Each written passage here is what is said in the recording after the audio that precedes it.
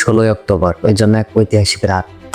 দেশের এক প্রান্তে পানি রক্ষার জন্য আগুনের মশাল নিয়ে মানুষেরা রাস্তায় নেমেছে, অন্য প্রান্তে মানুষ আগুন নেভানোর জন্য পানির জন্য ছোটাছুটি করছে। বলছিলাম তিস্তা নদীর পানি বাঁচানোর দাবিতে মশাল মিছিলের কথা ও চট্টগ্রামে ঘটে যাওয়া ভয়ানক ইপিজেডে আগুনের কথা। উত্তরবঙ্গে তিস্তা নদীর পানি শুকিয়ে যাওয়ার কারণে রাত নামার সাথে সাথে লাখ লাখ মানুষ মশাল মিছিল নিয়ে রাস্তায় বেরিয়ে আসে। তাদের চোখে মুখে একটাই দাবি ছিল, আমরা পানি চাই, তার সাথে জীবন চাই।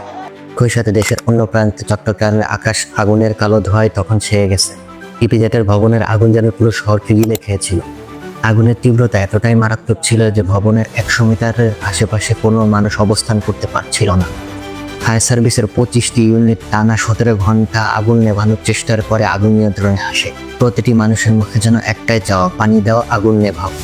দেশের দুই প্রান্তের দুই যুদ্ধ থেকে যেন একটা প্রশ্নই ভেসে আসছিল, তিস্তার পানি শুকিয়ে গেলে আগুন নেভাবে কে? আসলে দেশের এই জ্বালাও পোড়াও টানাপোড়েনের শেষটা আসলে কোথায়? এ দেশের নদীর পানি শুকায়, কারখানা জ্বলে, মানুষ কাঁদে, মানুষ মরে, কিন্তু সময়ের সাথে সব ধোঁয়াশায় মিলে যায়।